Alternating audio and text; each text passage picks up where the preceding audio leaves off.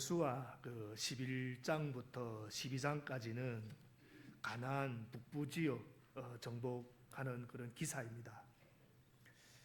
지난주 본문인 10장에서 여호수아가 이끄는 이스라엘 군대는 가나안 남부 지역을 점령했고 또 이 소식이 북부 지역의 그 왕들에게도 전해집니다. 그래서 바짝 긴장한 그들은 이 북부 지방이 절대 강자인 하솔왕 야빈을 중심으로 동맹을 맺습니다. 야빈은 이스라엘 백성들을 물리치기 위하여 동원할 수 있는 모든 왕과 백성들을 모았습니다. 악한 자들이 자신을 방어하기 위하여 모든 세력을 결집시키고 있는 것입니다. 하나님의 백성을 몰아내기 위해서라면 평소에 전혀 친하지 않던 사람들도 연합하고 심지어는 원수들까지도 손을 잡는 것을 보게 됩니다. 그래서 오늘 본문은 바로 그 하솔왕 야빈이 이끄는 가나안 북부 연합군이 이스라엘에게 패배하는 내용에 관한 그런 기사입니다. 단순히 북부 연합군이 패배 기사를 전하는 것이 아니라 지난주 본문에 이어 하나님 말씀에 대한 여호수아가 이끄는 이스라엘이 철저한 또 순종도 전하고 있습니다. 그리고 이스라엘이 하나님께 순종할 때 승리할 수 있었듯이 오늘날 하나님의 자녀 역시 하나님의 말씀을 철저히 순종할 때 주님 안에서 세상을 이기고 또 하나님께서 약속하신 그런 축복을 받을 수 있다 하는 또 교훈도 하고 있습니다. 오늘 보면 1절부터 3절 말씀을 우리 함께 읽겠습니다. 1절부터 3절 말씀.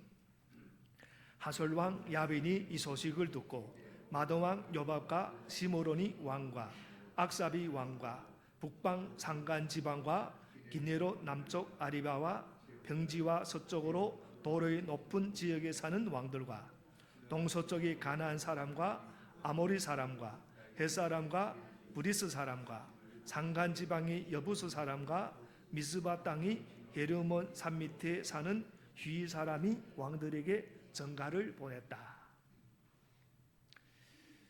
우리가 이런 곳들이 어딘지는 잘 모르더라도 이 명단만 봐도 얼마나 대단한지 모릅니다. 정말 많은 성의 왕들에게 연락해서 연합군을 결성하는 것입니다. 가나안 남쪽 지역의 중심이 예루살렘 왕 아도니 세덱이었다면 가나안 북쪽 지역의 중심은 하솔왕 야빈이었습니다. 하솔왕 야빈을 중심으로 맺어진 북부 동맹은 남부 동맹보다 또 훨씬 더 위협적이었습니다. 그들은 이스라엘 대항하여 엄청난 수의 군대뿐만 아니라 말과 병거라는 또 무시무시한 무기까지 동원합니다. 4절부터 5절 말씀도 함께 읽겠습니다. 4절부터 5절 말씀. 이 왕들이 자기들의 군대를 모두 출동시켰는데 그 군인의 수요가 마치 바닷가의 모래와 같이 많고 말과 병거도 셀 수 없이 많았다. 이 왕들이 모두 만날 장소를 정하고 이스라엘과 싸우려고 나와서 메론 물가에 함께 진을 쳤다. 그들의 수가 바닷가의 모래와 같이 많고 라는 것을 볼 때 엄청난 규모의 대군이었다는 사실을 알 수가 있습니다. 학자들은 이들이 적어도 30만 명의 보병, 1만 명의 기병대, 그리고 2만 대 전차, 말 같은 전차를 보유하고 있었을 것으로 추정합니다. 특히 가나안 남부 지역의 전투에서는 전혀 언급되지 않던 말과 병거가 여기서 등장하는데 말과 병거는 이스라엘이 전혀 소유하지 못한 아주 강력한 무기였습니다. 그러니까 가나안 북부 연합군은 고대 전쟁에서 최첨단 무기라고 할 수 있는 말과 병거를 엄청나게 많이 보유하고 있었다는 겁니다. 그래서 군사의 수도 그들보다 적고 말과 병거도 전혀 갖고 있지 않은 이스라엘은 객관적으로 볼 때 절대적인 열세에 놓이는 그런 상황이었습니다. 여호수아는 이 북부 동맹의 강력한 전력에 대해 어느 정도는 파악하고 있었을 겁니다. 그래서 아무리 용맹한 장수인 여호수아라도 이번 전투에 대해서는 상당한 부담을 안고 있었을 것이 분명했습니다. 그리고 여리고성, 아이성, 그 남부 연합군을 상대로 모두 승리했지만 시간이 갈수록 상황이 더 좋아지는 것이 아니라 점점 더 어려워지고 있는 그 장면도 볼 수가 있습니다. 대적해야 할 적들은 갈수록 더 강하고 힘든 그런 상대들이었다는 겁니다. 근데 오늘 성경은 바로 이런 것이 하나님의 백성이 가는 길이라 하는 사실을 알려주고 있습니다.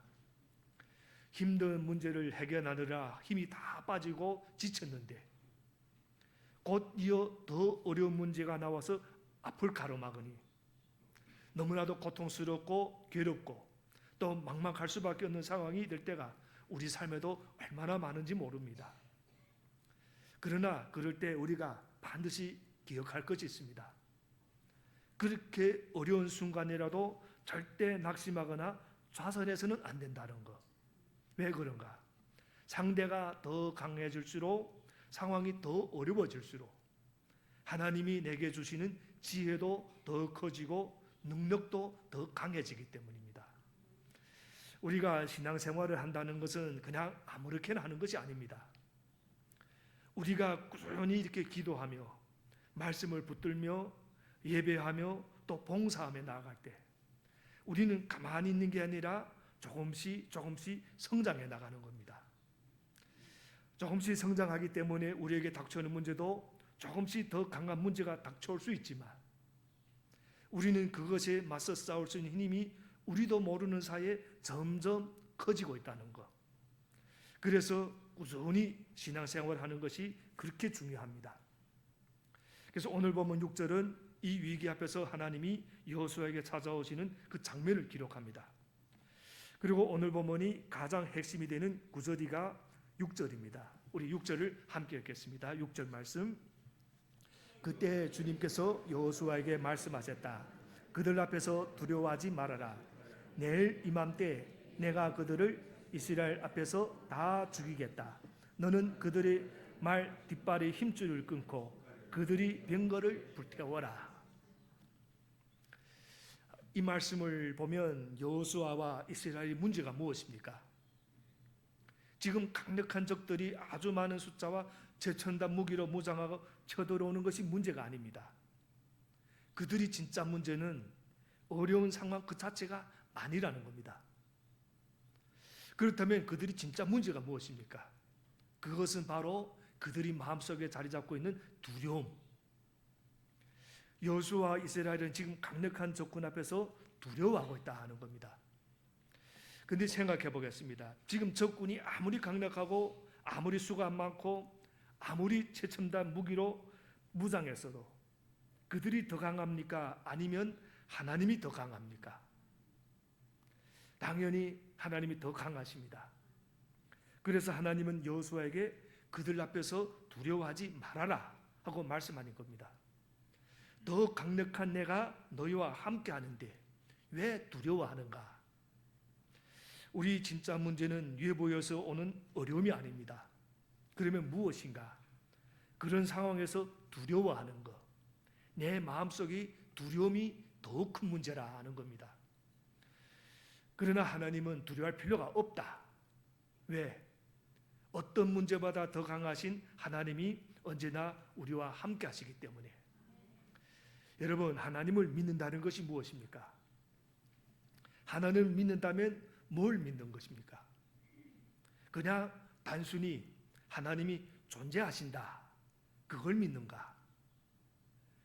여러분 기억하시기 바랍니다. 우리가 하나님을 믿는다는 것은 그냥 막연하게 하나님이 어딘가에 살아 계시겠지 하고 그 존재만을 믿는 것이 아닙니다. 우리는 성경에 나오는 하나님을 믿습니다. 우리가 하나님을 믿는다, 예수 그리스도를 믿는다라고 할 때 성경에 나와 있는 대로 믿는다 하는 것을 뜻합니다. 성경에서 하나님이 얼마나 강하신 분인지 우리에게 알려줍니다. 이사야서 40장 26절을 보면 이런 말씀이 있습니다. 이사야서 40장 26절. 너희는 고개를 들어서 저 위를 바라보아라. 누가 이 모든 별을 창조하였느냐? 바로 그분께서 천체를 수요를 세워 불러내신다. 그는 능력이 많으시고 힘이 세셔서 하나하나 이름을 불러 나오게 하시니 하나도 빠지는 일이 없다. 온 우주에서 가장 강력하신 분이 우리와 함께 하시는데 왜 두려워하느냐고 합니다. 그러므로 여러분, 우리 진짜 문제는 외부에서 오는 어려움이 아니라는 겁니다. 그런 상황 속에서 하나님을 놓쳐버리고 내 마음을 장악해버리는 두려움, 바로 내 마음이 두려움이 더 큰 문제라 하는 겁니다. 하나님을 향한 신뢰를 회복하면 우리는 어떤 대적 앞에서도 당당히 맞서 싸울 수가 있습니다. 이 믿음이 여호수아의 마음에 들어가자 두려움이 순식간에 떠나갔습니다. 그리고 곧바로 믿음이 행동이 시작됩니다. 오늘 본문 7절입니다. 7절 함께 읽겠습니다. 7절 말씀. 여호수아는 자기를 따르는 모든 군인과 더불어 갑작스럽게 메던 물가로 들어닥쳐서 그들을 덮쳤다. 이 본문 뒤를 읽어보면 메던 물가 전투에서 여호수아와 이스라엘은 거의 자기들의 힘으로 전쟁에서 승리합니다. 여리고를 정복할 때는 전적으로 하나님이 능력으로 이겼습니다. 그때 이스라엘이 한 것은 별것 없었습니다. 하루에 한 바퀴씩 성을 돌다가 마지막 날에는 7바퀴를 돌고 소리를 지른 것, 그것밖에는 아무것도 없었습니다. 그래서 하나님은 이미 여리고를 이스라엘에게 주셨고 그들은 소리만 지르면 된다고 하셨습니다. 그러니까 이스라엘은 손도 대지 않고 여리고 성을 무너뜨렸고 하나님이 다 해주셨습니다. 하지만 아이성을 공격할 때는 이미 한 번 패배를 맛보았고 그 다음에 하나님께서 지시해 주셔서 매복했고 거짓으로 도망을 하치는 척하다가 뒤를 공격해서 이겼습니다. 또 이스라엘에게 항복한 기브온을 도와주려고 나가서 싸운 기브온 전투 때는 하나님이 우박을 내려주시고 태양과 달을 머물게 하셨습니다. 하지만 지금 메론 물가의 전투에서는 우박도 없고 태양이나 달이 멈춘 것도 아닙니다. 하나님이 특별하게 어떤 자연적인 기적을 베푼 것도 아닙니다. 이때 이스라엘 백성은 하나님이 마음속에 주신 그 용기를 하나를 가지고 거의 자기들 힘으로 적들을 물리친 겁니다. 그러면 어떻게 된 일인가? 이제는 하나님이 더 이상 안 도와주신다는 말인가? 그거는 아닙니다. 이제는 그만큼 이스라엘이 강해졌다는 겁니다. 하나님이 그동안 이런 여러 과정을 통해 이스라엘을 강하게 훈련시켰고 이제는 자기들이 싸워 이길 수 있을 정도로 전투력이 강해졌다는 겁니다. 이스라엘 백성을 대항하기 위하여 모인 가나안 족속들이 얼마나 많은지 사절에서 보면 해변이 수많은 모래 같다고 기록하고 있습니다. 그래서 이 모든 사람들이 이스라엘 백성이 가나안 땅에 들어오는 것을 원하지 않았습니다. 이스라엘 백성이 북쪽 가나안 족들과 싸우는데 가장 불리한 전들은 적들이 가지고 온 또 말과 병거였습니다. 이것은 이스라엘 백성들이 아무리 애를 써도 극복할 수 없는 어떤 말하면 하나의 한계였습니다. 이때 여호수아는 요행을 바라지 않았다는 것. 지금까지 여호수아가 쓴 전법 중에서 가장 잘할 수 있는 것은 기습작전이었습니다. 하나님이 훈련을 통해서 주신 가장 강력한 전술이었습니다. 특히 밤에 갑자기 습격하면 말이나 병거가 있어도 아무런 소용이 없게 됩니다. 그래서 7절을 보면 여호수아는 자신이 가장 잘할 수 있는 방법으로 공격했고 그 방법이 이번에는 먹혀 들어간 겁니다. 북쪽에 있는 가나안 족속들은 일단 숫자가 많기 때문에 마음의 여유가 있었을 겁니다. 그리고 병거가 있기 때문에 이긴 싸움이라 하고 아마 생각했던 것 같습니다. 그런데 이스라엘 백성이 밤에 기습하니까 병거나 말이 아무런 소용이 없게 되었습니다. 그래서 여러분, 우리가 싸움을 할 때는 자기에게 가장 유리한 방법으로 싸우는 것이 중요하다. 우리 그리스도인은 자기가 가장 잘할 수 있는 것과 자신이 약한 것을 잘 알고 있어야 합니다. 여호수아는 이번에도 기습 작전을 썼습니다. 또 하나 여호수아의 작전은 하나님이 말씀대로 온전히 순종했다는 것. 9절 전반부를 보면 여호수아는 주님께서 자기에게 명하신 대로 하여, 주님께서 자기에게 명하신 대로 하여 철저한 순종을 한 겁니다. 이것이 여호수아의 싸움에서 이길 수 있는 전법이었습니다. 정리하면 여호수아는 두 가지 무기를 가지고 싸웠다. 자신이 가장 익숙한 전법과 하나님 말씀에 전적으로 순종하는 전법, 이 두 가지를 가지고 싸웠다 하는 겁니다. 하나님은 이런 여호수아에게 승리를 약속하셨습니다. 현실적으로 이스라엘이 가나안 북부 연합군을 이길 가능성은 거의 없고, 객관적으로 보면 말이 안 되지만 하나님께서 도와주신 힘이 있기 때문에 하나님을 의지하고 믿음으로 승리하게 되는 것입니다. 여호수아는 적군이 아무리 많아도 그들을 몰아내는 것은 결국 하나님이 하신 일이라는 사실을 알았습니다. 하나님은 여호수아에게 그들을 두려워하지 말고 나가 싸우면 이길 것이라 하고 마음에 용기를 주셨습니다. 그래서 우리도 삶 속에 문제가 일어나더라도 그것을 해결하는 것은 내 힘이 아니라 결국 하나님이 하시는 일이라는 것을 알고, 그래서 그분께 기도하고 예배하고 말씀을 붙들며 나아가는 겁니다. 그런데 여기서 우리가 주목할 점이 하나 있습니다. 6절에서 하나님이 그 승리를 약속하시면서 무슨 명령을 내리셨습니까? 너는 그들이 말 뒷발에 힘줄을 끊고 그들이 병거를 불태워라. 저는 처음 이 부분을 읽으면서 이스라엘의 적군을 기습공격해서 싸우는 중에 말 뒷발에 힘줄을 끊고 그들이 병거를 불태워라고 하시는 줄 알았습니다. 그러니까 싸우는 중에 그런 줄 알았어요. 적군이 말을 끊고 불태우고 이거는 가능한 일인 겁니다. 그런데 8절과 9절을 보면 그것이 아니다 하는 것을 알 수가 있습니다. 우리 8절 9절을 함께 읽겠습니다. 8절 9절 말씀. 주님께서 그들을 이스라엘의 손에 넘겨주셨기 때문에 이스라엘은 그들을 무찌르고 큰 시돈과 미스롯 본마임과 동쪽으로 미스바 골짜기까지 추격하고 살아남은 사람이 한 사람도 없을 때까지 그들을 쳐서 죽였다. 여호수아는 주님께서 자기에게 명하신 대로 하여 그들이 말 뒷발의 힘줄을 끊고 그들이 병거를 불살랐다. 이 말씀을 자세히 보면 기습 공격을 해서 전쟁하는 도중에 그 적군이 그 말 뒷발의 힘줄을 끊고 병거를 불사른 것이 아니라 다 승리를 거둔 다음에 그렇게 했다 하는 것을 알 수가 있습니다. 그럼 이건 무슨 뜻인가? 사실 이건 참으로 이해하기 어려운 일입니다. 이제 승리를 거두어서 적군을 다 쳐 죽이고 그들이 보유하고 있던 최첨단 무기인 말과 병거가 모두 자기들 손에 들어왔습니다. 그러면 보통 우리 상식적으로 생각하면 그렇게 다 빼앗았다면 이제 어떻게 해야 되겠습니까?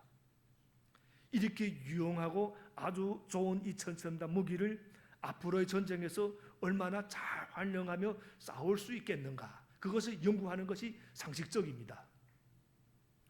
그러면 얼마나 다음 전쟁에서 쉽게 이길 수가 있었겠습니까? 그러나 하나님은 그런 것들을 사용하지 말라고 명령하신 겁니다. 말과 병거를 사용하지 못하게 하십니다. 병거는 다 불태워버리고 말은 뒷발의 힘줄을 끊어버리라고 전쟁 전에 이미 명령하셨습니다. 뒷발의 힘줄을 끄는 말은 달리지도 못하고 서 있지도 못해서 죽은 말과 다를 바 없습니다. 왜 그러셨는가? 이 유용한 최첨단 무기를 왜 하나님이 사용하지 말라고 하셨는가? 하나님은 이스라엘의 힘센 말과 강력한 병거를 의지하는 것이 아니라 비록 눈에 보이진 않지만 그들과 늘 함께 하시며 인도하시는 하나님을 의지하기를 원하셨기 때문입니다. 그래서 이 말씀을 통해서도 알 수 있지만 사실 하나님만 바라고 의지하며 사는 것이 얼마나 힘든 일인지 다시 한번 확인할 수가 있습니다. 제가 지금까지 하나님만 의지합시다 했지만 그 하나님만 의지하는 것이 얼마나 힘든 일인가, 이 말씀을 통해서도 우리가 알 수가 있습니다. 그리고 이 말씀 속에는 또 이것은 그들이 가지고 싶던 가장 간절한 것들을 포기하라 하는 말씀도 포함되어 있다 하는 겁니다. 내가 가지고 있던 걸 가장 가지고 싶은 것들을 포기하라. 얼마나 어렵습니까? 사실 말을 너무 많이 두려고 하는 욕심을 가지면 결국은 인간의 군사력에依存하게 되고 하나님을 의지하는 믿음이 식어질 수밖에 없는 것입니다. 결국 이 말씀은 오직 여호와 하나님만을 의지하는 믿음을 가지고 싸우라는 그런 명령인 겁니다. 이스라엘의 진짜 무기가 무엇입니까? 그것은 말과 병거와 창과 칼이 아니라 바로 하나님을 향한 기도였습니다. 기도로 하나님을 의지하는 것, 말씀으로 하나님을 의지하는 것. 그래서 우리 영적 싸움에서 진짜 무기는 다른 것이 아니라 바로 말씀과 기도라는 겁니다. 우리가 보통 생각할 때는 말이나 병거를 얻는 경우에 더 하나님을 의지하며 기도할 것 같지만 그렇지가 않다는 겁니다. 우리가 좀 더 풍요하고 좀 더 뭐 가지고 좀 더 성공하면 많이 기도할 것 같고 더 많이 헌신할 것 같고 더 많이 예배에 참석할 것 같은데 그렇지 않다는 겁니다. 우리가 뭔가를 많이 쌓아놓고 이제 우리가 뭔가 할 수 있겠다라고 하지만 그렇게 되면 하나님을 더 의지하지 않게 된다는 겁니다. 여러분, 우리 인간의 마음은 간사하고 연약해서 말이나 병거가 없으면 어쩔 수 없어라도 하나님께 매달리게 됩니다. 하지만 뭔가가 생기면 그것을 의지하지 하나님을 의지하지 않게 됩니다. 나중에 이스라엘 백성이 타락하게 되는 것처럼 그렇게 좋은 것들이 생기면 어떻게 됩니까? 하나님을 섬기기는 섬기는데 하나님도 섬기고 그런 것들도 섬기는 일이 벌어집니다.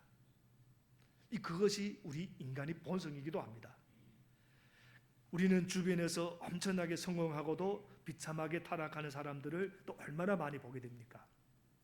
아주 높은 위치에 올라갔는데 이상한 짓을 해서 그것이 발견 한순간에 추락하는 경우가 얼마나 많은지 모릅니다. 세상 사람들은 돈을 많이 벌어 부자가 되는 것, 권력을 잡는 것, 사회에서 높은 위치에 올라가는 것을 성공이라고 말합니다. 그것 자체가 잘못된 건 아닙니다. 좋은 일입니다. 그러나 우리 성도들에게는 자리보다 중요한 것이 능력이고 능력보다 훨씬 더 중요한 것이 바로 신앙의 인격, 결국 하나님과의 관계입니다. 그 모든 것을 이루고 하나님과의 관계를 잃어버리면 모든 것을 잃어버리는 겁니다. 그러므로 어떤 사람이 가장 복된 사람인가? 평생 하나님을 의지하지 않을 수밖에 없는 그런 사람이 가장 복된 사람이다. 사실 돈, 권력, 성공 모든 것을 가졌으면서도 하나님을 전심으로 섬겼던 유일한 사람이 있는데 그가 바로 다윗이었습니다. 다윗은 아주 가난하고 어려울 때도 하나님을 잘 섬겼고 죽을 고비를 넘기면서 하나님을 잘 섬기고 하나님을 의지했지만 모든 것이 잘 풀리고 성공했을 때도 하나님을 잘 섬긴 사람이었습니다. 그런데 딱 한 번 그런 위대한 다윗조차도 나중에 편안함 속에서 죄를 짓고 넘어진 적이 있습니다. 비록 하나님께서 그가 그 한 가지 이유에는 온전했다라고 평가하실 정도로 훌륭한 사람이었지만 다윗마저도 그 풍요 속에서 흔들렸다 하는 겁니다. 그래서 우리가 한번 생각해보면 내가 다윗 정도 된다면 모를까? 내 삶에 무언가가 너무 많다는 것, 무조건 축복이 아니라는 겁니다. 오히려 그것은 하나님을 잊어버리게 만드는 저주의 길이 될 수가 있다는 겁니다. 사도 바울도 엄청난 인물이었습니다. 학벌도 좋고 집안도 좋고 여러 좋은 조건들을 두루 갖춘 사람이었습니다. 그러나 그에게는 딱 한 가지 부족한 육체의 가시, 즉 고통스러운 질병이 있었습니다. 고린도후서 12장 7절부터 8절을 보면 사도 바울이 3번이나 병고침을 받기 위해 간청했다 하는 내용이 나옵니다. 바울처럼 훌륭한 믿음의 사람이 기도했으니까 하나님이 들어주셔야 하는 거 우리는 보통 당연하게 생각합니다. 그런데 어떻게 됩니까? 고린도후서 12장 9절부터 10절을 보면 이런 말씀이 나옵니다. 고린도후서 12장 9절부터 10절. 그러나 주님께서는 내게 이렇게 말씀하셨습니다. 내 은혜가 내게 족하다. 내 능력은 약한 데서 완전하게 된다. 그러므로 그리스도의 능력이 내게 머무르게 하기 위하여 나는 더욱더 기쁜 마음으로 내 약점들을 자랑하려고 합니다. 그러므로 나는 그리스도를 위하여 병약함과 모욕과 궁핍과 박해와 곤란을 겪는 것을 기뻐합니다. 내가 약할 그때 오히려 내가 강하기 때문에. 하나님은 바울이 그렇게 간절히 3번을 기도했는데도 내 은혜가 내게 족하다 라고 하시며 고쳐주지 않으셨습니다. 왜 그랬습니까? 그 병이 없어져서 사도 바울이 교만해지지 않도록 오히려 도와주신 것이라고 바울이 해석하면서 고백했습니다. 여러분, 항상 말씀드리는 것이지만 어떤 일이 일어난 것보다 그 일에 대한 해석이 더 중요합니다. 어떻게 이것을 볼 것인가?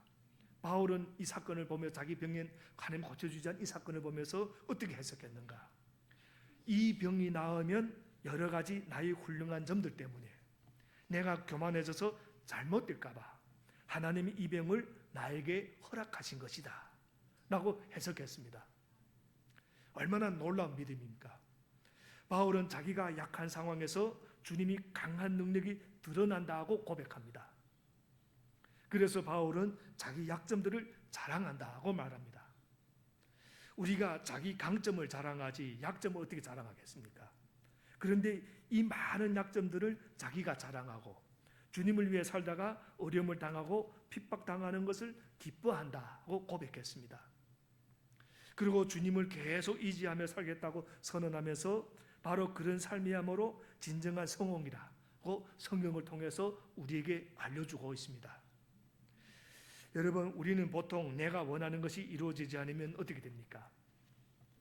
굉장히 괴롭고 힘들고 전전긍긍합니다.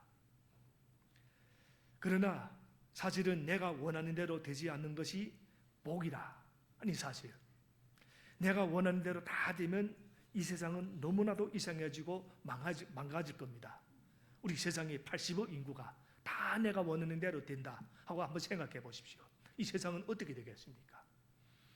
내 뜻대로 되지 않고 세상의 빈거가 내 손에 없으니까 우리는 한순간이라도 주님을 의지하지 않을 수가 없게 되는 것입니다. 한순간도 기도하지 않을 수가 없는 것입니다. 그러므로 내가 원하는 대로 일이 진행되지 않을 때, 내가 원하는 결과를 얻지 못했을 때 오히려 그것이 정말 복이며 복된 삶이라는 사실을 믿으시길 바랍니다. 평생 하나님을 의지 않을 수밖에 없는 그런 사람이 가장 복된 사람이다. 이어지는 이제 여호수아 12장을 보면 여호수아와 이스라엘 군대는 가나안 땅이 남쪽에서 북쪽까지, 동쪽에서 서쪽까지, 이 끝에서 저 끝까지 쉴 새 없이 오가며 수많은 전쟁을 치렀습니다. 게다가 그들이 점령한 성들의 상당 부분이 험한 산지나 골짜기를 이용한 천년 요새들이었습니다. 이것은 성 하나하나를 점령하는 전투가 절대 쉽지 않았으며 엄청난 고통과 시간이 걸렸다는 것을 짐작하게 합니다. 여러분, 우리 삶의 승리도 결코 빨리 오거나 쉽게 오지 않습니다. 결코 내 생각대로 내 계획대로만 일이 일사천리로 진행되는 게 아닙니다. 내가 원하는 때에 딱 맞춰서 이루어지는 것도 아닙니다. 험한 산지를 넘고 깊은 골짜기를 지나는 것 같은 기나긴 인내의 시간이 우리에게는 반드시 필요합니다. 여러분, 그러나 한 가지 실망은 하지 마시기 바랍니다. 반드시 주님의 뜻이 이루어진다는 것. 내가 원하는 때가 아니라 하나님이 원하시는 때, 하나님이 원하시는 장소에서 하나님이 원하시는 방식대로 가장 완벽하게 이루어질 것을 믿으시길 바랍니다. 이스라엘 백성들이 얼마든지 말을 가질 수 있고 병거를 가질 수 있었음에도 불구하고 말 뒷발이 힘줄을 끊고 병거를 태워버릴 때 하나님께서 친히 그들이 말과 병거가 되어주셨습니다. 하나님께서 함께 하시는 것이 승리의 비결이었기 때문에 그들은 하나님의 도움이 없이는 아무것도 이룰 수 없었습니다. 그래서 8장 전반절을 보면 주님께서 그들을 이스라엘 손에 넘겨주셨기 때문에 라는 말씀을 하고 있습니다. 그래서 여호수아는 이 사실을 잘 알았던 겁니다. 이스라엘 백성이 북쪽 가나안 족속들을 이긴 것은 완전한 기적이었다 하는 겁니다. 이것은 하나님이 함께 싸워주시지 않으면 불가능한 또 싸움이었습니다. 겉으로 보기에는 여호수아가 전법도 쓰고 여러 가지 했습니다. 그러나 결과적으로는 하나님이 주신 승리였다는 것. 이제 우리가 기억해야 할 사실은 우리의 싸움에 하나님이 함께 하시느냐 하시지 않느냐 하는 문제가 무기나 사람 수보다 훨씬 더 중요하다는 것. 하나님이 함께 하시게 하려면 하나님이 우리를 사랑하며 공유를 베풀도록 해야 합니다. 그것은 기도보다 더 강한 무기는 없다는 것을 인정하는 것이고 철저하게 하나님 말씀에 순종하는 것. 우리도 이 세상을 살아가면서 옛날의 왕들 못지않게 규모는 작지만 무엇인가 의지하려는 그런 마음들을 가지고 있습니다. 어떤 사람은 돈을 의지하고, 어떤 사람은 자신의 능력을 의지하고, 어떤 사람은 권력을 의지하기도 하고, 어떤 사람은 주변의 배경을 의지하기도 합니다. 뭔가 의지하지 않으면 불안해하는 것이 우리 인간의 심리라고 볼 수 있습니다. 여러분, 하나님을 의지하는 사람은 항상 겸손합니다. 하나님을 의지하는 사람은 자기 분수를 압니다. 분수. 그러나 인간이 무엇을 의지하는 사람은 쉽게 방자해지고 교만해지는 겁니다. 하나님을 의지하는 사람은 내 자신이 하나님 앞에 얼마나 한계가 있는 부족한 자인 것을 인정합니다. 그러니까 겸손해지지 않을 수가 없습니다. 그런데 하나님을 의지하지 않는 사람은 이 한계가 없어져 버립니다. 그러다 보니까 자기 분수를 모르게 됩니다. 방자하고 교만해질 수밖에 없는 겁니다. 돈의 힘을 믿는 사람들은 돈이면 모든 것이 다 된다는 거짓 확신에 가득 차 있고, 권력을 믿는 사람들은 권력에 대한 절대적인 의지로 말미암아서 온갖 인간적인 추태를 다 부리면서까지도 권력을 잡으려고 합니다. 그러나 결국 그 권력에 의해서 허물어지고 깨어지는 모습들을 또 보게 됩니다. 시편 147편 10절부터 11절에 이런 말씀이 있습니다. 시편 147편 10절부터 11절. 주님은 힘센 종말을 좋아하지 않으시고 빨리 달리는 힘센 다리를 가진 사람도 반기지 아니하신다. 주님은 오직 당신을 경외하는 사람과 당신의 한결같은 사랑을 기다리는 사람을 좋아하신다. 우리가 잊어야 될 분은 여호와 하나님이시라는 사실을 기억하시길 바랍니다. 오늘 말씀을 정리하겠습니다. 우리가 인생을 살아가면서 포기해야 될 것을 포기하지 못하고 그것에 질질 끌려가는 것, 과감히 내던져야 될 것을 내던지지 못하고 그것에 얽매여 있는 모습들, 인간적으로 애착을 가지고 인간적으로 아까워하면서 그것을 포기하지 못하고 내던지지 못할 때 우리는 그로 말미암아 아픔을 경험하게 되는 것입니다. 그런데 하나님께서 말 뒷발이 힘줄 끓고 병거를 불사르라고 했을 때 여호수아는 단호하게 그것을 감행했습니다. 다시 말해 순종했다 하는 겁니다. 하나님께서 나와 함께 하시면, 하나님께서 우리를 도와주시면 말이 없어도 병거가 없어도 내가 이길 수 있다는 확신과 믿음이 있었기 때문에 여호수아는 하나님께 전적으로 순종할 수 있었다는 사실. 그래서 이 믿음을 가지고 승리하는 저와 여러분이 되기를 주님 이름으로 기도합니다. 기도하겠습니다.